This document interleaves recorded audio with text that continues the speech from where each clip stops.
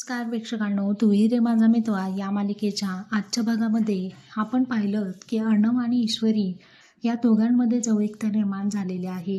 दिवाळीचं डेकोरेशन बनवत असताना अर्णव आणि ईश्वरी एकमेकांच्या खूपच जवळ आलेले आहेत. अर्णव हा हळूहळू ईश्वरीच्या जवळ येऊ लागलेला आहे, परंतु ईश्वरी सुद्धा आता त्याला रिस्पॉन्ड करते प्रेक्षकांनो. आणि या दोघांना अशा अवस्थेमध्ये पाहून राकेश आणि लावण्या हे दोघंही चिडून तिथून निघून गेलेले आहेत. अर्णवचं ईश्वरीवरती प्रेम असतं आणि तो जवळ येऊ लागलेला असतो. तर ईश्वरी लगेचच डोळे बंद करून घेते आणि त्याला खूप छान असा रिस्पॉन्ड करते. परंतु अर्णव हा मध्येच थांबतो. ईश्वरीच्या मनात लगेच प्रश्न येतो की यांनी जबरदस्तीने फक्त जबाबदारी म्हणून माझ्यासोबत लग्न केलेलं आहे. आणि अर्णव मनातल्या मनात विचार करतो की पुढची स्टेप आत्ता लगेच गाठणं बरोबर नाही आहे, कारण ईश्वरीच्या मनात नाहीच आहे, ती मला नवरा मानतच नाही आहे, तर मी कशाला जवळ येऊ, असं म्हणून तो त्याची सीमा राखतो आणि बाजूला होतो.